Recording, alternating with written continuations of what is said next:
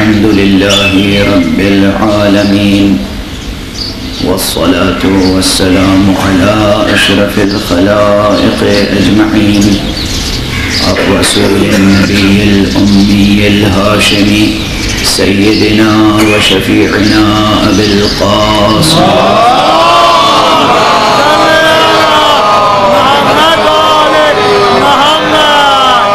وعلى أهل بيته الطيبين الطاهرين الهداة المهديين المعصومين المظلومين واللعنة الدائمة على أعداء الدين أجمعين.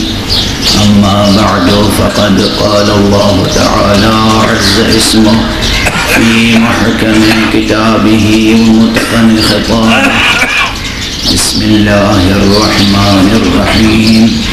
لا إكراه في الدين قد تبين الرشد من الغي فمن يكفر بالطاغوت ويؤمن بالله فقد استمسك بالعروة الوثقى لا انفصام لها والله سميع عليم.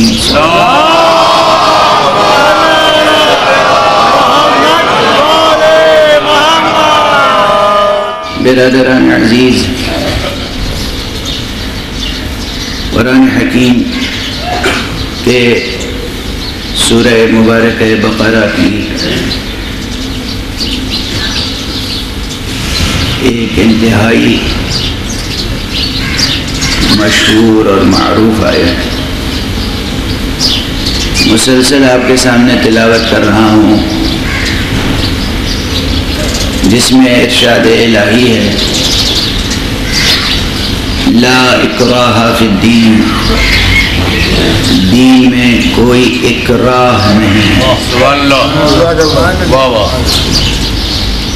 قد تبین الرشد من الغی، دین میں اکراہ اس لیے نہیں ہے کہ اس کی گنجائش ہی نہیں ہے. کیوں گنجائش نہیں ہے؟ اس لیے کہ قد تبین الرشد من الغی، نیکی کے اور بدی کے راستے روشن ہو چکے ہیں. تبین، سامنے آ چکی ہیں باتیں. علم نشرح ہو چکی ہیں حقیقتیں. حقیقتیں علم نشرح ہو رہی ہیں. قد تبین، دیکھیے میری تو ایک مشکل طالب علمانہ یہ ہوتی ہے کہ عربی زبان اور اس کے مبانی اور اس کے مادوں اور اس کے صیغوں، اس کی حیتوں کے اندر جتنی معنویتیں ہیں ان کے بیان کی مہلت بھی نہیں ملتی. اب تبینہ کا لفظ کیوں آیا یہاں؟ قد بینا الرشد من الغی کیوں نہیں کہا گیا؟ قد تبین الرشد من الغی کیوں کہا گیا؟ اب میں ان علماء کی طرف داد طلب نگاہوں سے دیکھتا ہوں تو کچھ لوگوں کو اعتراض ہوتا ہے. یہ حفظ مراتب کا تقاضا ہے. بے شک بے شک. ہمارے حسینی معاشرے کی کچھ قدریں ہیں.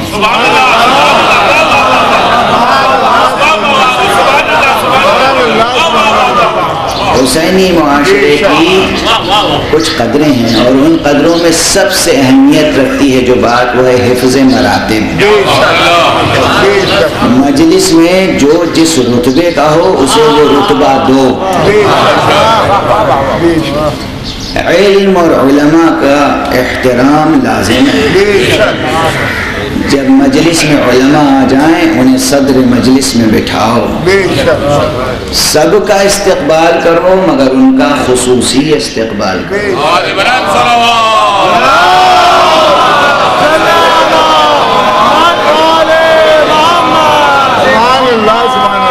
یہ توہین ذکر مولا نہیں ہے، یہ تاثیر ذکر مولا.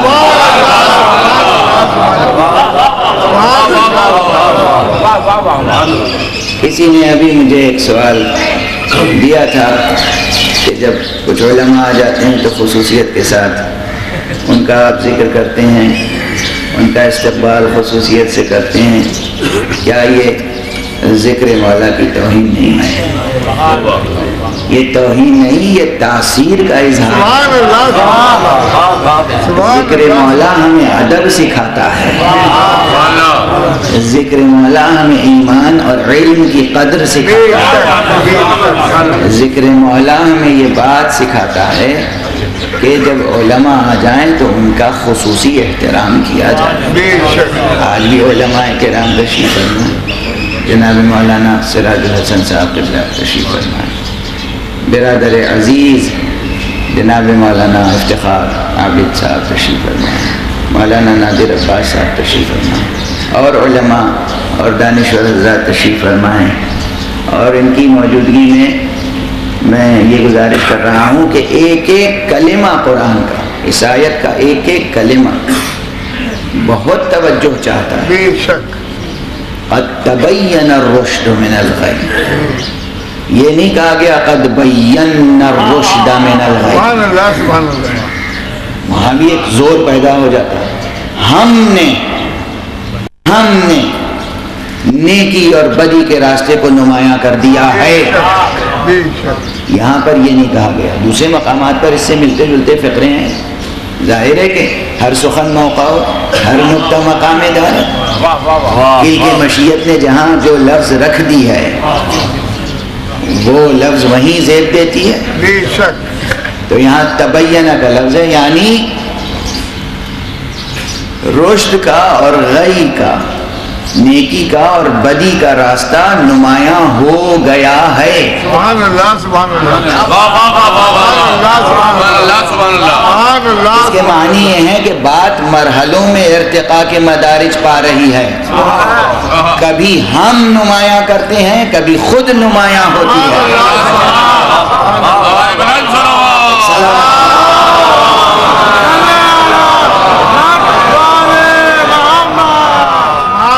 کبھی ہمیں بتانا پڑتا ہے کہ نیکی کا راستہ کیا ہے، بدی کا راستہ کیا ہے، اور کبھی ہمارے کچھ بندے ہیں جن کی کوششوں سے نمایاں ہو جاتی ہیں حقیقتیں۔ جب رب اکبر اپنے عمل اور اپنے فعل اور اپنے اعجاز کی طرف اشارہ کرے تو اس کی لفظیں کچھ اور ہوتی ہیں۔ اور قد تبین الرشد من الغی، اب یہاں صرف فعل الہی نہیں ہے، اگر حسین کی کوششوں سے بھی نیکی کا راستہ نمایاں ہو جائے تو یہ قرآنی خراج تحسین ہے حسین کے لیے، اور ایک فرد حسین میں منحصر نہیں ہے، جس کی کوششوں سے بھی نیکی اور بدی نمایاں ہو جائے بے شک اسے قرآن خراج عقیدت پیش کر رہا ہے کہ جبر کا کہاں محل ہے۔ لا اکراہ فی الدین، دین میں اکراہ نہیں ہے۔ قد تبین الرشد من الغی، رشد کا کلمہ کیوں آیا یہاں پر؟ سبحان اللہ سبحان کوئی اور کلمہ کیوں نہیں آیا؟ ایمان کا لفظ کیوں نہیں آیا؟ توحید کا کلمہ کیوں نہیں آیا؟ دین کا کلمہ کیوں نہیں آیا؟ صراط کا لفظ یہاں پہ کیوں نہیں آیا؟ رشد کا لفظ کیوں آیا؟ سبحان اللہ مفہوم رشد میں کتنی وسعت اور کلیت ہے، سبحان اللہ سبحان اللہ، ابھی یہ سب بحثیں نہیں ہوئی اور فرصت گفتگو ختم ہوئی جاتی ہے۔ قد تبین الرشد من الغی، اچھا یہاں تک ہے نظریاتی بحث۔ سبحان اللہ، قرآن مجید کے بھی کیا اسالیب ہیں، چھوٹی سی چھوٹی آیت بھی اٹھا لیجئے تو وہ مکمل وجود انسانی کی تشفی کرتی ہے، یعنی وجود انسانی کی ضرورت ہے، نظریاتی باتیں بھی ضرورت ہیں، عملی باتیں بھی ضروری ہیں۔ کوئی بھی آیت اٹھائیے، نظریاتی اپیل بھی ہے اس میں، عمل کے لیے رہنمائی بھی ہے اس میں۔ اس میں جو ابتدائی فقرے ہیں، لا اکراہ فی الدین، یہ ایک نظریہ پیش کیا جا رہا ہے۔ قد تبین الرشد من الغی، یہ اس نظریے کا ثبوت پیش کیا جا رہا ہے، آرگومنٹ مکمل ہے۔ کے میزان پر، حکمت کے میزان پر، برہان کے میزان پر گفتگو برہان کے قدموں سے آگے بڑھ رہی ہے، گفتگو دلائل سے آگے بڑھ رہی ہے، گفتگو صرف خطابی اور جذباتی انداز سے آگے نہیں بڑھ رہی ہے۔ قد تبین الرشد من الغی، نظریات کے بعد نظریات کے اطلاق و نفاذ کی مثال پیش کی گئی کہ اگر تم یہ بات سمجھ جاؤ کہ جبر و اکراہ نہیں ہے، کیا انسجام معنی ہے اور کیا ارتکاز مفہوم ہے، اور خدا کی قسم کیا مناسبت الفاظ ہے۔ قرآن مجید کو یوں ہی معجزہ نہیں کہتے، قرآن مجید کو یوں ہی معجزہ نہیں کہتے۔ جب صدر آیت میں کہا گیا لا اکراہ فی الدین، جب نظریہ قائم ہو گیا لا اکراہ کا، تو اس کا عملی نفاذ و اطلاق کیا ہونا چاہیے؟ اکراہ کرنے والے کو ٹھکرا دو۔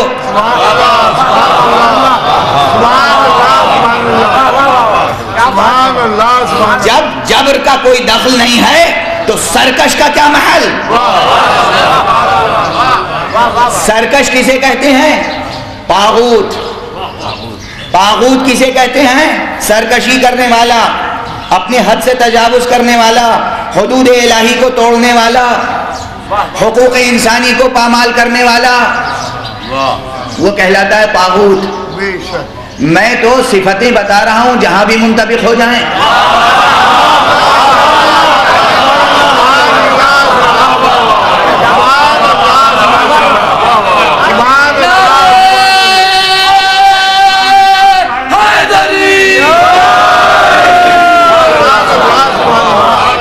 طاغوت یعنی حدود کو توڑنے والا، سرکشی کرنے والا، حقوق انسانی کو پامال کرنے والا، حدود اللہ کو پامال کرنے والا، وہ ہے طاغوت، سرکش۔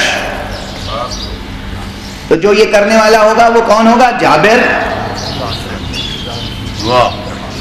سلطان جابر۔ بے شک۔ اب جو سلطان جابر ہو، جو بھی ہو، جب بھی ہو، جہاں بھی ہو، اب 1 گھنٹے سوا گھنٹے کی گفتگو میں یہ تو ممکن نہیں ہے کہ حابیل و قابیل سے لے کر اور آج تک کی ہم گفتگو کریں۔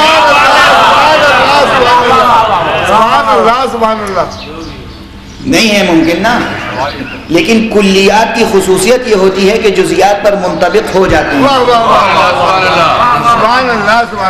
تو نظریاتی گفتگو قرآن نے کی، لا اکراہ فی الدین قد تبین الرشد من الغی، دین میں کوئی جبر نہیں ہے۔ کیوں جبر نہیں ہے؟ اس لیے کہ نیکی اور بدی کا راستہ، اچھائی اور برائی کا راستہ، سعادت کا اور نحوست کا راستہ روشن ہے۔ یہاں تک نظریاتی بحث تھی۔ فَمَن يَكْفُرْ بِالطَّاغُوتِ وَيُؤْمِن بِاللَّهِ، یہ اس کے اطلاق کی طرف اشارہ ہے کہ اس نظریے کو قبول کرنے کے بعد اب جو سرکش کی اطاعت کو ٹھکرا دے سبحان اللہ، سبحان اللہ، اور اللہ پر ایمان لے آئے، سبحان اللہ، بس وہی ہے۔ یہاں سے عمل کی منزل شروع ہو گئی۔ وہی ہے، کون ہے؟ کہ فَقَدِ اسْتَمْسَكَ بِالْعُرْوَةِ الْوُثْقَىٰ، وہی ہے کہ جس نے کبھی بھی، جس نے مضبوط رسی کو، مضبوط رشتے کو پکڑ لیا، تھام لیا۔ کیسی مضبوط رسی، کیسا مضبوط رشتہ؟ لا انفصام لہا، جو کبھی ٹوٹنے والا نہیں ہے، یعنی اعلان کر دیا کہ اسی میں ارتقا ہے۔ یہ ارتقاء بشری کا راستہ ہے، یہ لا زوال راستہ ہے۔ لا انفصام لہا، یہ کبھی ختم نہیں ہوگا، کبھی ٹوٹے گا نہیں۔ اب اس میں ایک ایک مقام سخن مایا و سرمایہ اور ریاضت فکر چاہتا ہے، ایک ایک مقام سخن۔ اور عروۃ الوثقیٰ کی صفت کے طور پر لا انفصام لہا کیوں کہا گیا؟ کیوں کہا گیا؟ اسی لیے کہ اب جو اسے پکڑ لے اس کے لیے زوال نہیں ہے، اس کے لیے فنا نہیں ہے، اس کے لیے کوئی حد آخر نہیں ہے، اس کے لیے کوئی نقطہ انتہا نہیں ہے۔ وہ تو انا للہ و انا الیہ راجعون کے زمزمے پر سفر بقا اختیار کرنے والا ہوگا۔ اب بس میں پڑھ کے آگے بڑھ گیا۔ واہ واہ واہ واہ۔ اب یہ بھی بحث ہے اپنی جگہ کہ الیہ راجعون، یہ راجعون ہی کا کلمہ کیوں آیا؟ یہ اپنے صوتی آہنگ سے کیا کہہ رہا ہے؟ یہ اپنے الفاظ سے کیا کہہ رہا ہے؟ یہ اپنی حیات سے کیا پیغام دے رہا ہے؟ یہ اپنے حروف سے کیا پیغام دے رہا ہے؟ جمود کا پیغام ہے یا حرکت کا؟ راجعون، ہم تو اسی کی طرف چلے جا رہے ہیں، چلے جا رہے ہیں۔ کوئی منزل و مقام وقوف نہیں آئے، حد لا یقف، لا متناہی سفر ہے، عجیب و غریب منزل ہے۔ تو آپ نے غور فرمایا کہ اس آیت میں نظریاتی بحث بھی ہے، اطلاقی اور نفاذ سے متعلق کلی بحث ہے۔ فَمَن يَكْفُرْ بِالطَّاغُوتِ وَيُؤْمِن بِاللَّهِ، جو بھی طاغوت کا انکار کر دے، ٹھکرا دے۔ فَمَن يَكْفُرْ بِالطَّاغُوتِ، جو بھی طاغوت کا انکار کر دے۔ طاغوت کے انکار کا نام ہے بجبر طلب بیعت کا انکار۔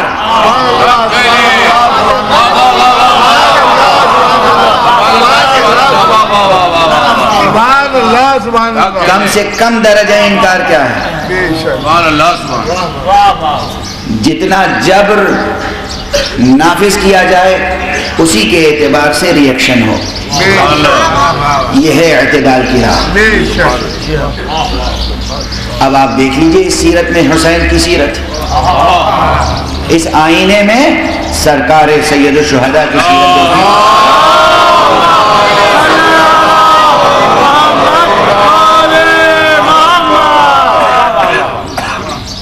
جب کہا گیا کہ آپ سے بیعت کا مطالبہ ہے تو یہ نہیں کہا گیا کہ میں تو زیادہ مستحق ہوں کہ بیعت طلب کروں، اس سے کہو میری بیعت کرے، میں کیوں اس کی بیعت کروں، یہ تو نہیں کہا۔ اگر یہ کہتے تو آپ کو حق پہنچتا تھا یہ کہنے کا کہ حسین خود دعوے دار اقتدار تھے۔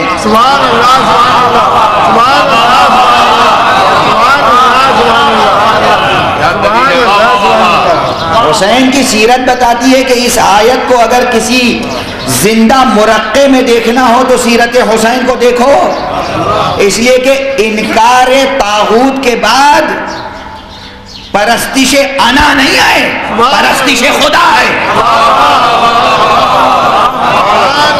فَمَن يَكْفُرْ بِالطَّاغُوتِ وَيُؤْمِن بِاللَّهِ، فَمَن يَكْفُرْ بِالطَّاغُوتِ وَيُؤْمِن بِاللَّهِ، جو طاغوت کو ٹھکرائے اور ایمان لائے کس پر؟ اللہ پر۔ تو یہ کہہ نہیں سکتے تھے کہ میری بیعت کرو، اور اسی لیے مقام تعویل میں کیا کہا؟ ان مثلی لا یبایع مثلہ، میرا جیسا اس جیسے کی بیعت نہیں کر سکتا، یعنی وہ طاغوت اور سرکش ہے اور میں بندہ خدا۔ پہلے صرف اتنی بات کہی کہ جب سب سے بیعت طلب کرنا تو اس وقت دیکھا جائے گا، یہ بھی وعدہ نہیں کیا کہ میں اس وقت بیعت کر لوں گا۔ اگر کوئی مصنف یہ لکھتا ہے تو تہمت تراشی کرتا ہے، یہ نہیں کہا میں بیعت کر لوں گا، مجمع عام میں بیعت کر لوں گا، اس وقت دیکھا جائے گا۔ لیکن جب جبر کا سہارا لیا گیا، جب ایک لعین شخص نے کہا مدینے کے گورنر سے کہ اگر حسین ابن علی اس وقت چلے گئے تو پھر تمہارے ہاتھ نہیں آئیں گے، بہتر ہے کہ سر قلم کر لو۔ اس کے جواب میں کیا فرمایا؟ اس کے جواب میں بھی بس اتنی ہی بات کہی جو مناسب تھی۔ سبحان اللہ، سبحان کیا اللہ، تیری مجال ہے کہ میرا سر قلم کر لوں؟ سبحان اللہ، سبحان اللہ۔ اللہ سبحان اللہ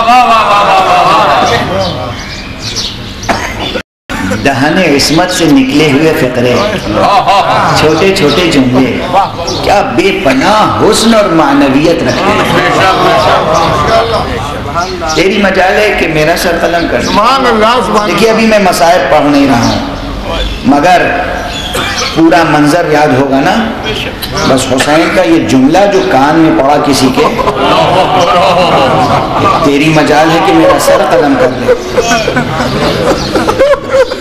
ٹھوکر ماری دروازہ دارالامانہ کو، دروازہ ٹوٹ گیا اور چند جوانان بنی ہاشم کے ساتھ عباس سامنے آ کے کھڑے ہو گئے۔ آقا میرے لیے کوئی حکم ہے؟ اجرکم علی اللہ، جزاکم اللہ، جزاکم اللہ۔ جتنا آنسو بہانا ہو بہا لیں، 7 محرم آ چکی ہے، 8 9 2 دن یہاں بیان کے لیے فرصت ہو۔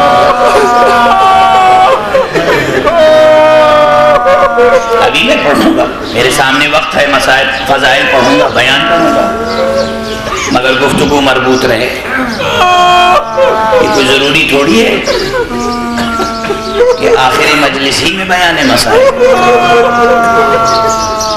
میں تو عرض کر چکا ہوں کہ ہم صرف مسائل ہی پر گریہ تھوڑی کرتے ہیں۔ ابھی کوئی مصیبت بیان نہیں کی میں، یہ مسائل کے واقعات نہیں، عباس کی دلاوری کا بیان ہے، یہ حسین کی بلاغت کا بیان ہے کہ حسین نے کیا جواب دیا۔ بہرحال اس وقت واپس تشریف لے آئی اور بات جب اور آگے بڑھی تو بس یہ کہا کہ ان مثلی لا یبایع مثلا، میرا جیسا اس جیسے کی بیعت نہیں کر سکتا۔ سبحان اللہ سبحان اللہ، اس جیسا ایک کلیہ بنا دیا، ایک اصول بنا دیا۔ خدا کی قسم اگر کہتے میں اس کی بیعت نہیں کروں گا، قضیہ ہوتا جزئی شخصی۔ سبحان اللہ سبحان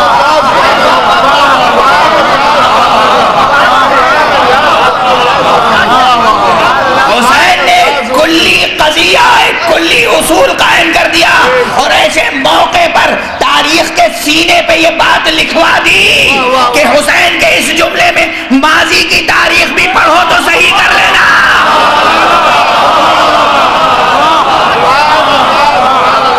جہاں حسین جیسا کردار ملے وہ کسی اور کی بیعت کر ہی نہیں سکتا، نہ ماضی میں نہ مستقبل میں۔ صلوات پڑھ لے محمد۔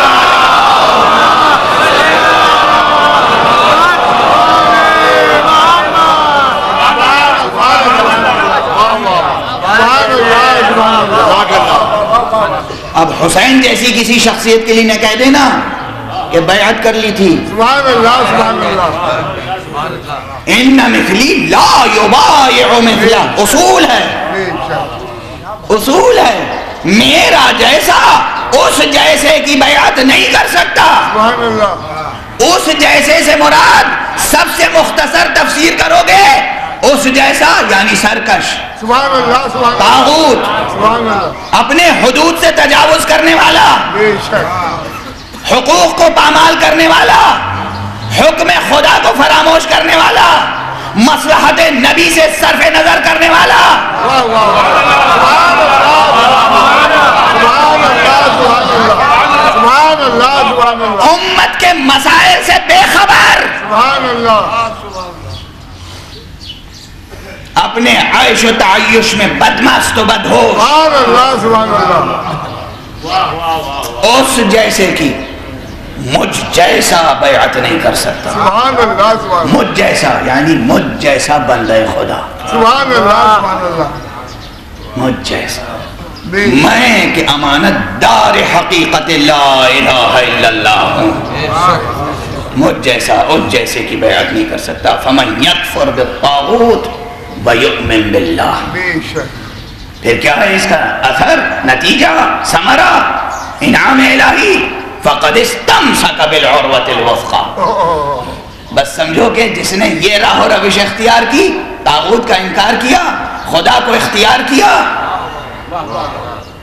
اس نے عروۃ الوثقیٰ کو تھام لیا۔ سبحان اللہ سبحان اللہ۔ اب یہ قرآن بھی کلی انداز میں گفتگو کرتا ہے۔ ہم جیسوں کے لیے جب یہ گفتگو ہوگی تو عروۃ الوثقیٰ کے تھامنے کے معنی کیا ہیں؟ ہمارے لیے خود ذات حسین عروۃ الوثقیٰ ہے۔ سبحان اللہ سبحان اللہ سبحان اللہ سبحان اللہ سبحان ہمارے لیے عروۃ الوثقیٰ کون؟ بے شک۔ حسین۔ عروۃ الوثقیٰ خدا کو تو نہیں کہیں گے نا آپ؟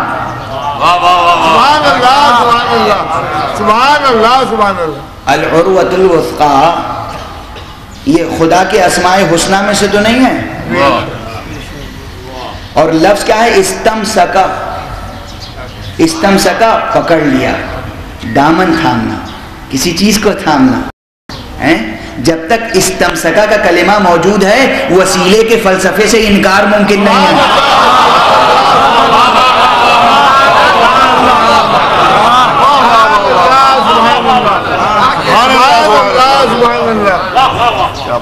جس نے بھی طاغوت کا، سرکش کا انکار کیا اور اللہ کو اختیار کیا، اللہ پر ایمان لایا، سمجھو کہ اس نے عروۃ الوثقیٰ کو تھام لیا۔ عروۃ الوثقیٰ کون؟ خدا نہیں، پھر کیا؟ غیر خدا۔ تو استمساک کے کیا معنی؟ پکڑنے کے کیا معنی؟ وابستہ ہونے کے کیا معنی؟ ہاں، اس کے معنی ہیں جب مصطفیٰ کے لیے کہا جائے استمسک بالعروۃ الوثقیٰ، اس کے معنی ہے کہ بلا فصل مصطفیٰ خدا سے متصل ہیں، حقیقت توحید کے امانت دار ہیں۔ جب ہم جیسوں کے تعلق سے یہ بات ہو، ہمارے لیے مصطفیٰ مصداق اول ہیں عروۃ الوثقیٰ کے، مرتضی مصداق ہیں عروۃ الوثقیٰ کے، زہرا مصداق ہے عروۃ الوثقیٰ کی، حسن مجتبی مصداق ہے عروۃ الوثقیٰ کے، حسین مصداق ہے عروۃ الوثقیٰ کے۔ صلوات پڑھنے محمد۔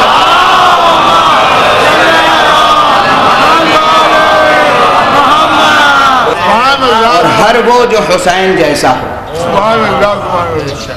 ہر وہ جو حسین جیسا ہو، جو طاغوت کا انکار کرے اور خدا کو اختیار کرے، وہ ہے عروۃ الوثقیٰ کا مصداق۔ اپنے محل پر، اپنے مقام پر، اپنی منزل، اپنی سطح وجود پر، وہ عروۃ الوثقیٰ کا مصداق۔ اور عروۃ الوثقیٰ سے وابستگی کا انعام ارتقا ہی ارتقا، عروج ہی عروج، بلندیاں ہی بلندیاں، پھر کہیں انحطاط نہیں، کوئی زوال نہیں، لا انفصام لہا۔ اور دیکھو نظریہ ہو یا عمل، واللہ سمیع علیم، اللہ سنتا بھی ہے، جانتا بھی ہے۔ جو بھی نظریہ رکھتے ہو، جو بھی یقین رکھتے ہو، جو بھی اعتقاد رکھتے ہو، تمہارے دل و دماغ میں جو چھپا ہوا ہو وہ بھی جانتا ہے۔ جو تم کہہ رہے ہو وہ بھی سنتا ہے، اور وہ خوب فیصلہ کرتا ہے کہ تم کتنے سچے ہو، تمہارا قول تمہارے نظریے سے کتنی مطابقت رکھتا ہے، تمہارا قول تمہارے فعل سے کتنی مطابقت رکھتا ہے، تمہارا عمل اور تمہارا طرز عمل اور تمہارا نظریہ، سب کچھ آئینہ ہے خدا کے سامنے۔ اچھا، گفتگو تو بظاہر بہت آرام سے آگے بڑھ رہی ہے، اب اس میں پیچیدگیاں بھی تو ہیں۔ بات حسن اختیار کی ہے کہ حسن اختیار کی شرط اول علم ہے، بغیر علم کے اختیار نہیں کیا جا سکتا۔ علم خدا نے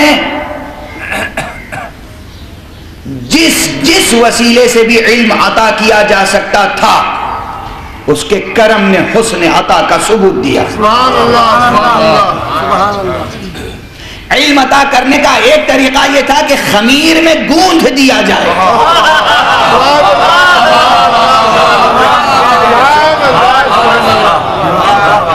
سو گوندھ دیا گیا، فطرت اللہ التی فطر الناس علیہا، جو فطرت کی زبان ہے، جو فطرت میں حقیقت پوشیدہ ہے. کل آخر تقریر میں عرض کیا تھا کہ حقیقت توحید کو جزو فطرت بنا دیا، تاکہ جامع چراغ تو اس نے خود ہی رکھ دیا ہے. ہمارا آپ کا کام ہے اس چراغ کو روشن رکھنا، روشن رکھنا. توحید کا چراغ تو تاکہ جامع ہے، اب اسے روشن رکھنا ہمارا کام ہے. تو خمیر میں گوندھ دیا. اس کے بعد یہ ممکن تھا کہ جو نعمت اپنے دامن میں ہوتی ہے وہ نظر نہیں آتی، سبحان اللہ سبحان اللہ، وہ نظر نہیں آتی. اپنے پاس جو دولت ہوتی ہے وہ ہمیشہ کم نظر آتی ہے، دوسرے کے پاس جو ہوتی ہے وہ زیادہ نظر آتی ہے.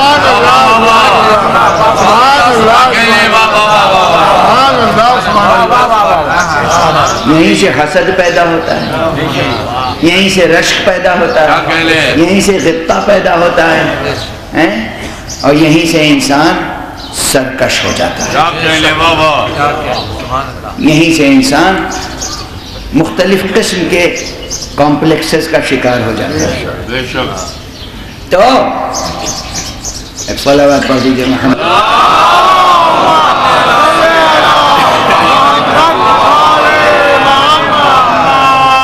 تو جو چیز اپنے پاس پہلے سے ہوتی ہے کبھی کبھی اس کی قدر ہی نہیں ہوتی. انسان اپنے اندرون کی خبر نہیں رکھتا. بہت ایسے مواقع آتے ہیں جب انسان خود اپنے بارے میں فیصلہ نہیں کر پاتا کہ کس موقع پر اس سے کون سا رد عمل ظاہر ہو جائے گا. ہوتا ہے یا نہیں ہوتا ہے؟ انسان کو خود نہیں معلوم ہوتا کہ کس موقع پر کیا رد عمل ظاہر کر بیٹھے گا. یہ ہے اپنے اندرون سے بے خبری. جو اپنی کنہ حقیقت نہ سمجھ سکے وہ خدا کی کنہ حقیقت کیا سمجھے گا.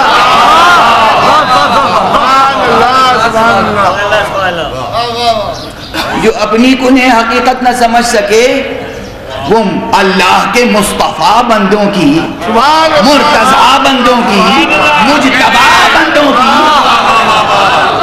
کیا حقیقت سمجھ سکتا ہے؟ نہیں سمجھ سکتا. تو چونکہ یہ بے خبری کی کیفیت بھی انسان میں پائی جاتی ہے، اس لیے وہ جو علم فطرت میں ودیعت کیا گیا اس کی یاد دہانی کے لیے خارج میں فطرت مجسم اور عقل مجسم بنا کے نبی کو بھیجا گیا. اب سمجھ میں آئی بات جو میں نے گزارش کی کہ جتنے وسیلے تھے علم عطا کرنے کے، ہر وسیلے سے علم عطا کیا. فطرت میں علم رکھ دیا، حقیقت توحید کا چراغ جلا کر رکھ دیا.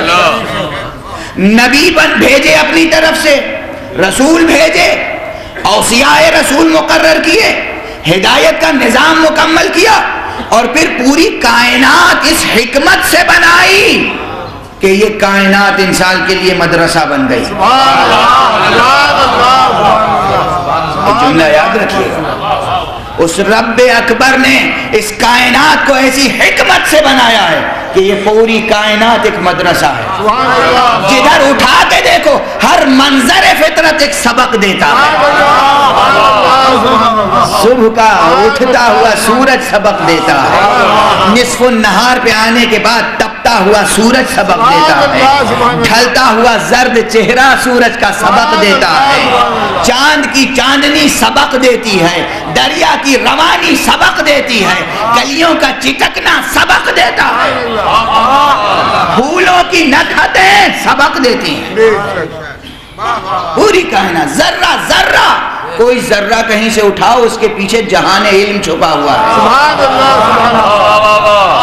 آپ اسے میری خطابت سمجھ رہے ہیں، یعنی جو چیز ہے ہی نہیں میرے پاس. یہ خطابت نہیں ہے. یہ سائنسداں صحراؤں کی خاک کیوں چھانتے پھرتے ہیں؟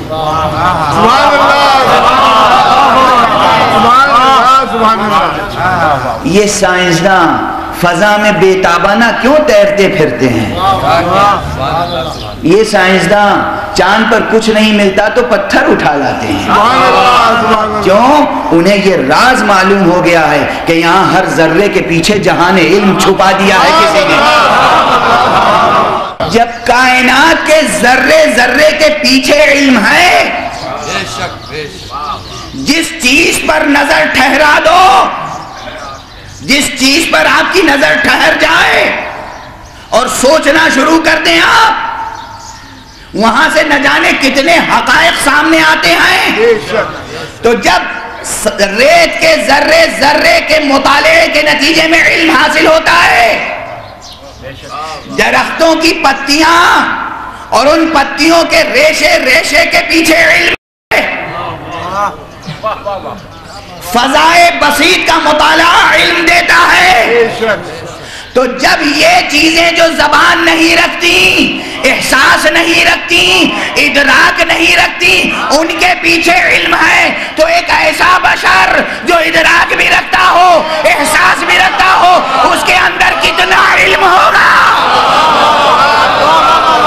اور اس بشر کے پاس کتنا علم ہوگا جو خود کہہ رہا ہو کہ انا مدینۃ العلم، میں علم کا شہر ہوں. اور اس بشر کے پاس کتنا علم ہوگا جسے وہ شہر علم کہہ رہا ہو کہ یہ باب علم ہے. صلوات پڑھ دیں محمد.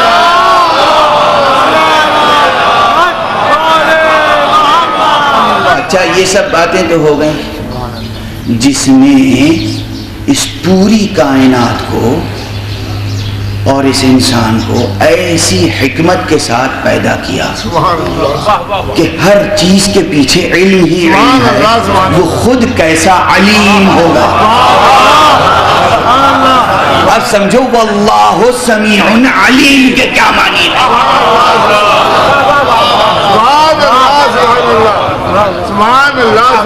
یہ آیت جہاں تمام ہوتی ہے واللہ سمیع علیم، کیا علم ہوگا.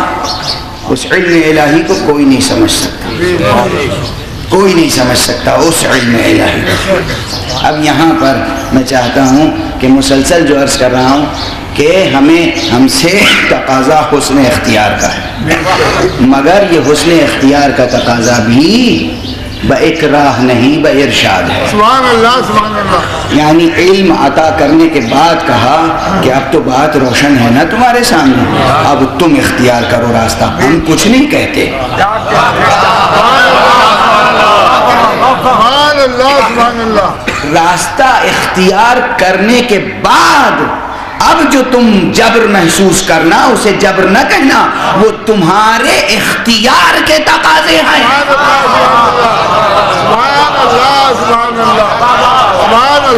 اس نقطے پر نظر ٹھہر جائے، اس نقطے کو ذہن سمجھ لے کہ دین میں آنے کے بعد اب جب دین کہتا ہے یہ واجب، تو آپ یہ نہ کہیے گا کہ لا اکراہ فی الدین،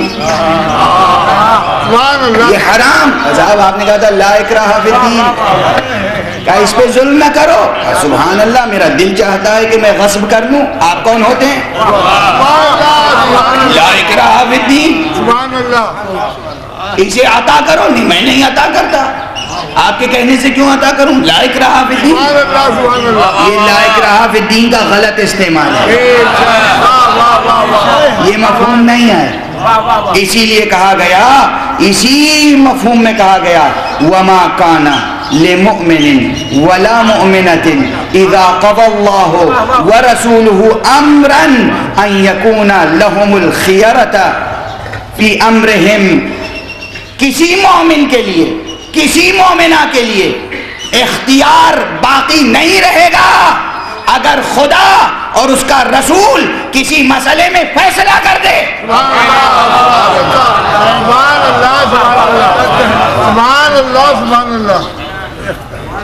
وما كان لمؤمن ولا مؤمنة. دیکھیے بہت سے مواقع ایسے ہیں، بہت سے مقامات ایسے ہیں کہ جہاں پر مردوں اور عورتوں کا تذکرہ ساتھ ساتھ ہے، استثناء نہیں ہے، استثناء نہیں ہے، چھوٹ نہیں ہے. پابندی میں بھی، حقوق میں بھی، فرائض میں بھی. کہیں کوئی نہیں کہہ سکتا کہ اسلام نے عورت کو نظر انداز کیا ہے. اس لیے عورت بھی کوئی حکم نظر انداز نہ کرے. سبحان اللہ.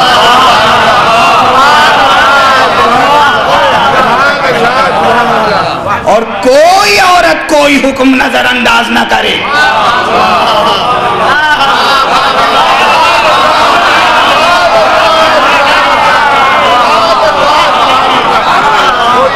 کوئی مرد کوئی حکم نظر انداز نہ کرے.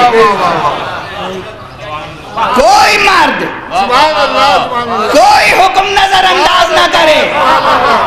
کوئی عورت کوئی حکم نظر انداز نہ کرے. کیوں؟ قرآن کہہ رہا ہے وَمَا كَانَ لِمُؤْمِنٍ وَلَا مُؤْمِنَةٍ. کسی مومن کو کسی مومنہ کو یہ حق نہیں ہے اِذَا قَضَى اللَّهُ وَرَسُولُهُ أَمْرًا، جب اللہ اور اس کا رسول کوئی کسی امر میں فیصلہ کر دے، ان یکون لہم الخیرۃ من امرہم، ان کے اپنے مسائل میں سے انہیں پھر کوئی اختیار نہیں رہ جائے گا. یہ سلب اختیار خدا نہیں کر رہا ہے، یہ سلب اختیار نہیں ہے. تم نے خدا کو اختیار کر کے تفویض اختیار جو کیا.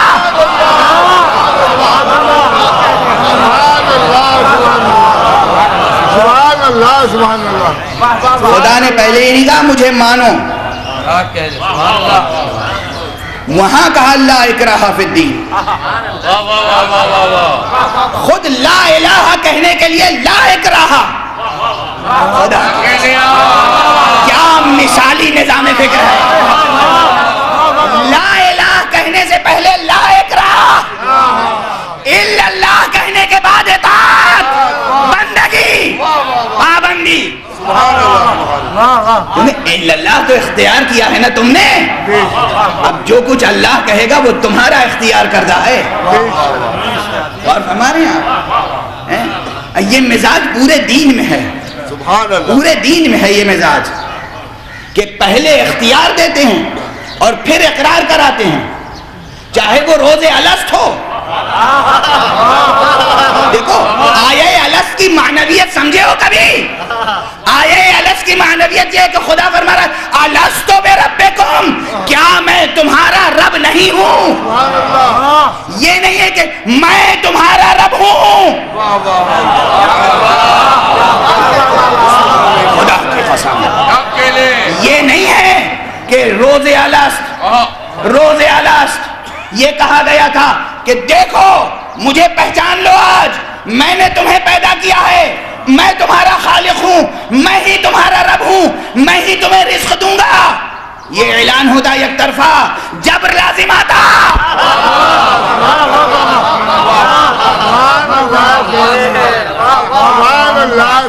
ممکن نہیں ہے کہ معلول علت کو نہ پہچانے. سبحان اللہ سبحان اللہ. ممکن نہیں ہے کہ معلول علت سے آشنا نہ ہو. کوئی چراغ جلا دیجئے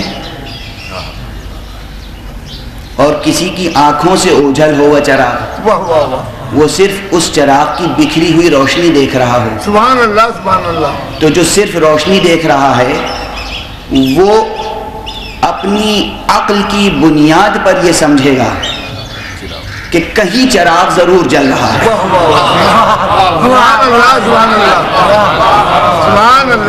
کہیں چراغ ضرور روشن ہے. چراغ نہ ہوتا تو روشنی نہ ہوتی. اگر کوئی اتنی سی بھی بات نہ سمجھے تو ہم اسے انسان کاہے کو کہتے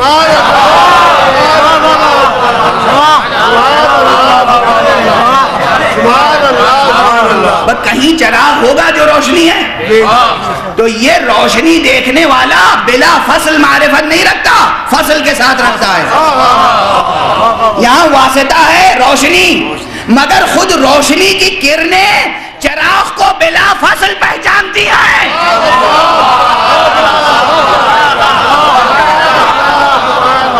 روشنی کو ضرورت نہیں ہے کہ کوئی بتائے کہ وہ چراغ ہے. روشنی جانتی ہے کہ یہ چراغ ہے. ہم اس کا عطیہ ہیں، ہم اس کا پرتو ہیں. وہ چراغ ہیں، ہم کرنے ہیں. یہ انہیں خوب علم ہے لسان استعداد سے وہ مقر ہیں، اعتراف کرتی ہیں، بس معلوم ہوا کہ ہر معلول اپنی علت سے آشنا ہوتا ہے، ہر معلول، ہر ایفیکٹ اپنے کاز کو پہچانتا ہے۔ اسی لیے وہ جب خالق ہے، اس نے کائنات کو خلق فرمائی تو اس نے یہ نہیں کہا کہ مجھے پہچانو، اس نے کہا کیا میں نہیں ہوں تمہارا رب؟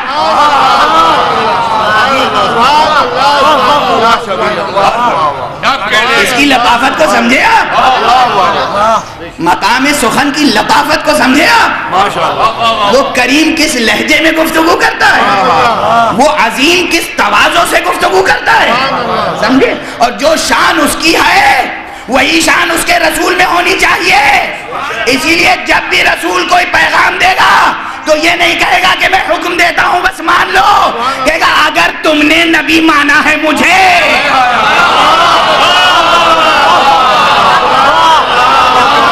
من کنتو مولا ہو، اگر میں تمہارا مولا ہوں فاز علی مولا، صلوات بحر محمد۔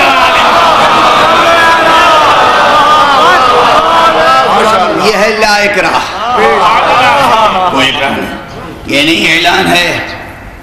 وہاں روز الست یہ لہجہ نہیں اختیار کیا گیا کہ میں تمہارا رب ہوں، اور روز غدیر یہ نہیں کہا گیا کہ بس یہ تمہارے حاکم ہیں۔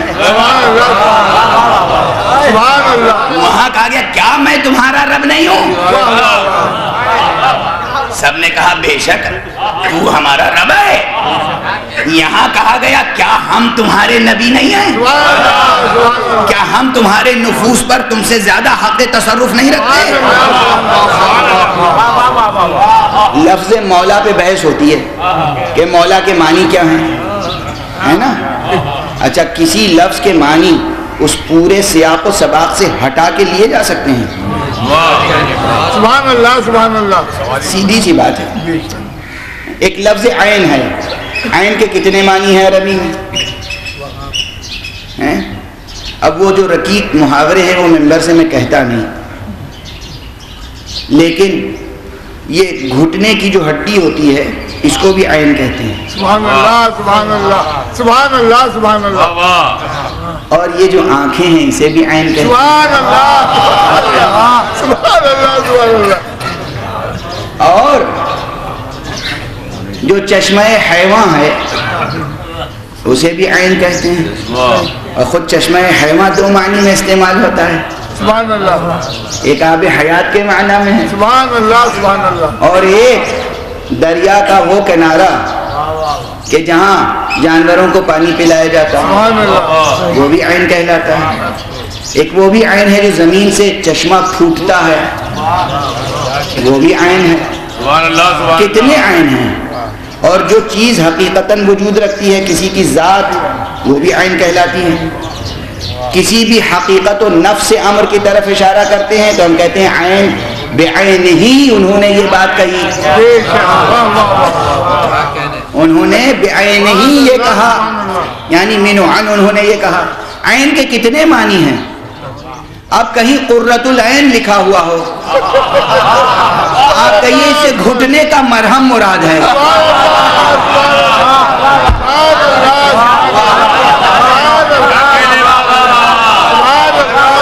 کہ یہاں اگر گھٹنے کی ہڈی میں سوزش ہو، جلن ہو، زخم ہو، تو وہاں جو مرہم لگایا جائے ٹھنڈک پیدا کرنے کے لیے اسے کہتے ہیں قرۃ العین۔ کہیں گے جناب کہاں کی بات ہے، اس ہڈی کو عین ضرور کہتے ہیں مگر قرۃ العین تو خنکی چشم کو کہتے ہیں۔ قرۃ العین تو آنکھوں کی ٹھنڈک کو کہتے ہیں، بیٹوں کو کہتے ہیں قرۃ العین، اولاد کو کہتے ہیں قرۃ العین۔ اب پتہ نہیں کہ 21ویں صدی کے آخر ہوتے تک اولاد جو ہے وہ آنکھوں کی ٹھنڈک ہوگی یا سوزش بن جائے گی۔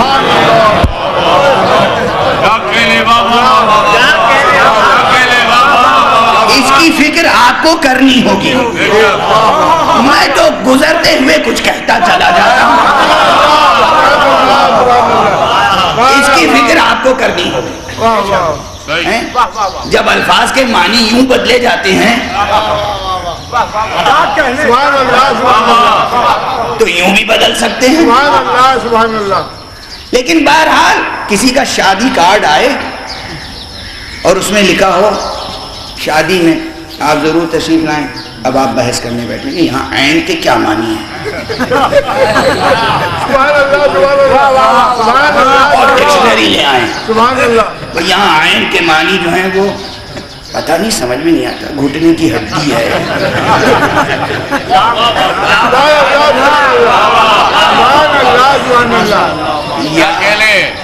ارے بھائی شادی کارڈ ہے, اس میں اولاد کا ذکر ہوگا, کوئی اور ذکر نہیں ہو سکتا. پیغمبر کا پورا کلام سنو اور پڑھو. پیغمبر نے پہلے کیا کہا کہ کیا میں تمہارے نفسوں پر تم سے زیادہ حق تصرف نہیں رکھتا. حق تصرف کون رکھتا ہے, آقا یا حاکم؟ دوسرا جملہ فوراً کہا کہ بس جس کا مولا میں ہوں اس کا مولا علی. معنی بہت واضح, جس کا میں حاکم ہوں اس کے علی حاکم ہے. اور یہ دنیا پہچان لے کہ اب پہچان یہ بنی کہ مولا رسول کو کون مانتا ہے, وہی ہوگا جو علی کو مولا مانے.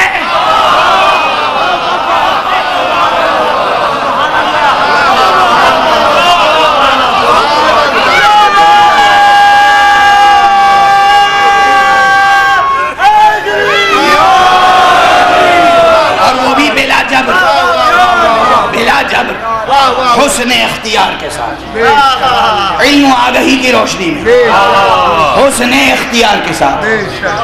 عزیزو معاف فرمانا, میں گفتگو کرتے کرتے میری نظر گھڑی کی سوئی سے ہٹ گئی, لیکن بہرحال چند جملوں میں بحث کو سمیٹنے کی کوشش کرتا ہوں. چند جملوں میں بحث کو سمیٹنے کی کوشش کرتا ہوں کہ نظام الہی ہے کہ وہ پہلے علم دیتا ہے اور پھر اختیار کرنے کے لیے ارشاد کرتا ہے. اکراہ نہیں, جبر نہیں, توجہ دلاتا ہے. یہ اچھائی ہے, یہ برائی ہے, اب تم جو چاہو اختیار کرو. دیکھو یہ علم ہے, یہ جہل ہے, تم جو چاہے اختیار کر لو. دیکھو یہ شجاعت ہے, یہ بزدلی ہے, تم جو چاہے اختیار کر لو. دیکھو یہ صداقت ہے, یہ جھوٹ ہے, تم جو چاہے اختیار کر لو. دیکھو یہ امانت داری ہے, یہ خیانت ہے, تم جو چاہے اختیار کر لو.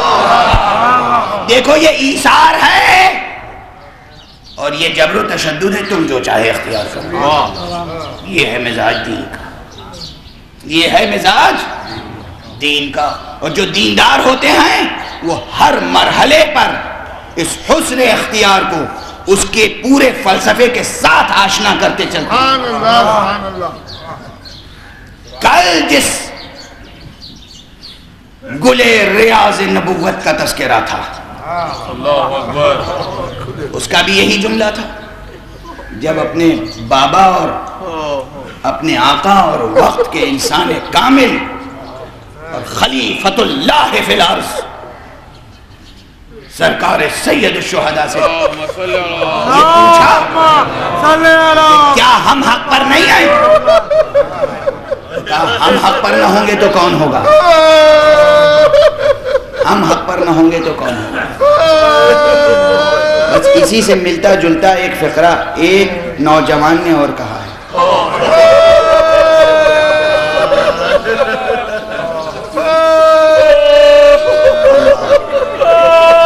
ایک نوجوان نے اور یہ فقرہ کہا,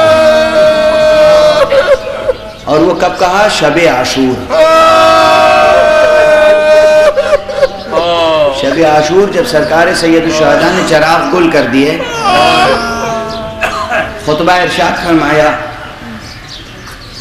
اور روز عاشورہ ہونے والے واقعات کی خبر دی, تو ایک یتیم بچہ کھڑا ہو گیا.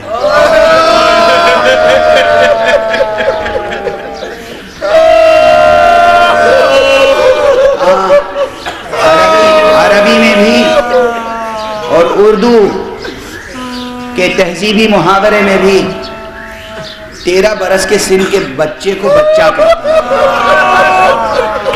جوان نہیں کہتے، 13 یا 14 برس کا سن، لم یبلغ الحلم۔ ایک بچہ کھڑا ہوا، کیا ہم حق پر نہیں ہیں؟ یعنی یہ سوال اس کی حیرت کو نہیں بتا رہا ہے، اس کے یقین کو بتا رہا ہے۔ توجہ ہے، کیا ہم حق پر نہیں ہیں؟ یعنی بچے کو یقین ہے کہ ہم حق پر ہیں، کوئی شبہ نہیں ہے، کیا ہم حق پر نہیں ہیں؟ دونوں جوانوں کی عمروں میں فرق ہے نا، دونوں نے اپنے اپنے عمر کے تقاضے پورے کیے، بلکہ میں تو کہتا ہوں کربلا نے ہر ایک نے اپنی عمر کے تقاضے پورے کیے۔ چھماہے کے تذکرے میں سن چکے، دادا نے کہا تھا، علی ابن ابی طالب نے فرمایا تھا کہ میں موت سے اتنا مانوس ہوں جتنا شیرخوار بچہ ماں کے دودھ سے مانوس ہوتا ہے، شیر مادر سے مانوس ہوتا ہے۔ یہ مولا نے کہا تھا پختہ عمر میں، شیرخوار نے موت کو مسکرا کے گلے لگا کے بتا دیا۔ اس نے اپنی عمر کے تقاضے پورے کیے۔ کل اکبر کا تذکرہ تھا، اکبر نے پوچھا کہ کیا ہم حق پر نہیں ہیں؟ سرکار نے فرمایا کہ ہم حق پر نہیں ہیں تو کون ہوگا؟ تو جملہ کہا کہ پھر ہمیں موت کی کیا پرواہ۔ یہ ایک جوان کا جملہ ہے جو عزم اور شجاعت سے بھرپور ہے، جرأت اور ہمت اور حوصلہ مندی ظاہر ہو رہی ہے، ہمیں کیا پرواہ ہے موت کی۔ قاسم اکبر سے چھوٹے ہیں، اصغر سے بہت بڑے ہیں، تو جب قاسم نے یہی سوال کیا کیا ہم حق پر نہیں آئے، کہا ہم حق پر نہ ہوں گے تو کون ہوگا؟ اور اس کے بعد بلا کے پوچھا بیٹا تمہیں موت کیسی لگتی ہے؟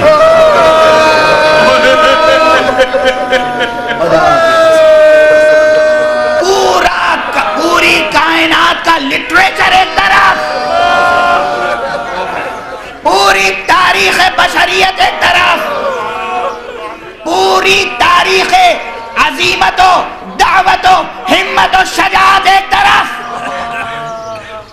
بڑے بڑے رزم کار اور جنگجو اور بہادر ایک طرف، اور ایک یہ بچہ قاسم ایک طرف۔ اس نے کیا فقرہ کہا ہے؟ احلا من العسل، شہد سے زیادہ شیریں، شہد سے زیادہ شیریں۔ بس زیادہ دیر تک گفتگو کرنے کی اب مجھ میں سکت باقی نہیں ہے، مصائب مجھ سے پڑھے نہیں جاتے،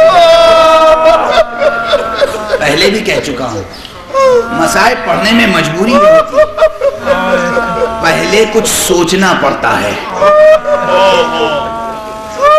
طبیعت بے قابو ہونے لگتی ہے تو ضبط کرنا پڑتا ہے تاکہ الفاظ ادا تو کر سکو۔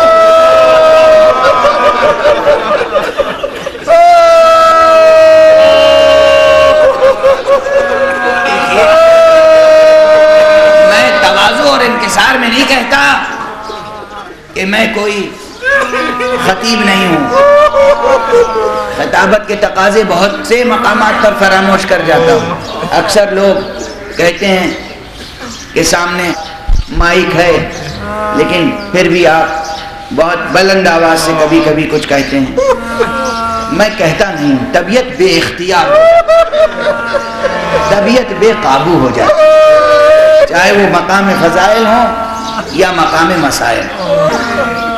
دیکھیے آج جس کا تذکرہ ہے قاسم، کیسا حسین بچہ ہے،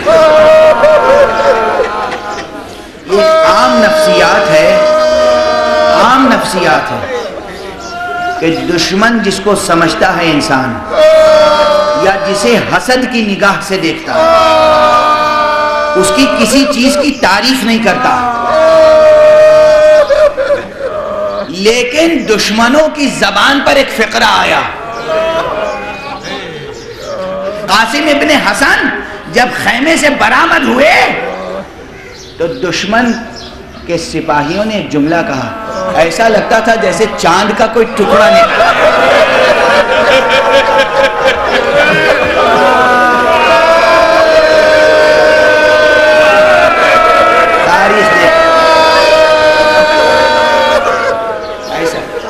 ماں باپ تو اپنے بچوں کے لیے یہ لفظ استعمال کرتے ہیں، عزیز اقربا تو کہتے ہیں، مگر دشمن کہہ رہا ہے کہ قاسم ابن حسن کا حسن اس درجہ تھا، لگتا تھا چاند کا کوئی ٹکڑا سامنے آ گیا۔ اچھا بس جب دشمن کا یہ تاثر ہو تو بیویوں کا کیا تاثر ہوگا؟ حسین کی کیا محبت ہوگی اپنے اس بھتیجے سے۔ اسی لیے روایتوں میں ہے کہ اس بھتیجے کو رخصت کرنے میں بھی حسین نے بہت پس و پیش کا ثبوت دیا، بہت تردد اختیار فرمایا، فوراً نہیں دے دیا۔ روایت ہے کہ جب قاسم ابن حسن اذن جہاد کے لیے تشریف لائے تو چچا نے بھتیجے کو سینے سے لگا کے اتنا گریہ کیا کہ دونوں غش کھا کے گر گئے۔ اجرکم علی اللہ۔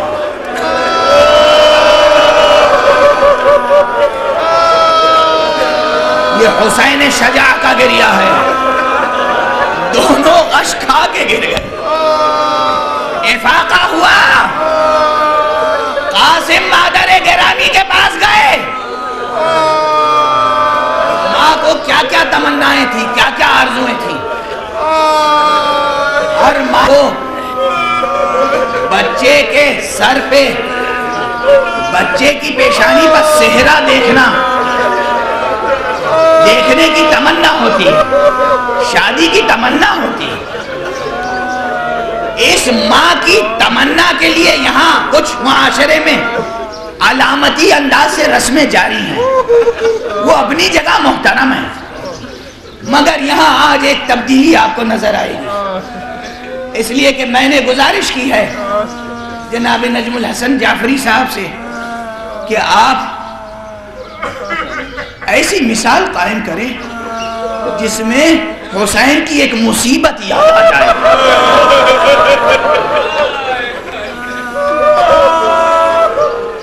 ماں نے اپنی تمناؤں کا چمن ویران کیا، بیٹے کو اذن دیا۔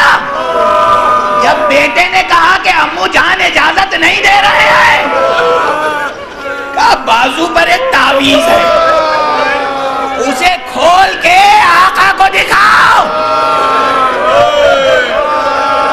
یتیم حسن نے تعویذ کھولا اور چچا کی خدمت میں پیش کر دیا۔ حسین مظلوم نے بھائی کی تحریر پہچان لی۔ حسن مصطفیٰ نے لکھا تھا، بھیا حسین کربلا میں تم یکا تنہا ہوگے، میں نہیں رہوں گا، میری طرف سے میرے قاسم کو قبول کر لینا۔ اب حسین مجبور ہو گئے، قاسم کو اس نے جہاد دیا۔ قاسم نے بے پناہ جنگ کی، بس دو فقرے، اجرکم علی اللہ۔ رونے میں بخل نہ کریں، گریے میں بخل نہ کریں۔ امام جعفر صادق نے فرمایا ہے، جب میرے جد کے مصائب بیان ہو بلند آواز سے گریہ کرو،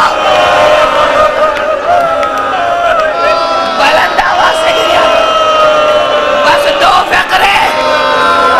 قاسم کا حسن تو یہ تھا کہ دشمن نے کہا جیسے چاند کا ٹکڑا آ گیا ہو، مگر قاسم کی شجاعت یہ تھی کہ بدن پر زرہ نہیں آئے۔ اللہ اکبر۔ ایک معمولی سا کرتا ہے، ہاتھ میں تلوار ہے، میدان جنگ ہے، قاسم نے بے پناہ جنگ کی، دشمنوں نے اتنے وار کیے کہ پورا جسم زخمی ہو گیا۔ پہلے ہی جسم زخمی تھا، قاسم گھوڑے سے زمین پر آئے، آتے وقت عمر کا تقاضا، ایک مرتبہ کہا چچا ارے میری مدد کو آئے۔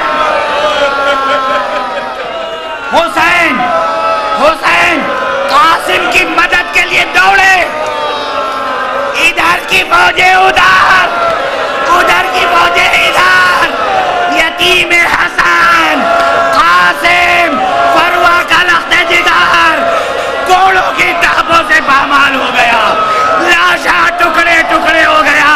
حسین نے ٹکڑے جمع کیے اور خیمہ گاہ کی طرف چلے، اسی قاسم کا تابوت اٹھاؤ اور یاد کرو حسین کے لیے وہ لاشا اٹھانا بہت مشکل تھا۔ واہ حسینہ، بیوہ حسن کی پکاری، میرے قاسم کی آتی ہے مہندی، آج کے دل کے میں جاؤں واری، میرے قاسم کی آتی ہے مہندی، یہ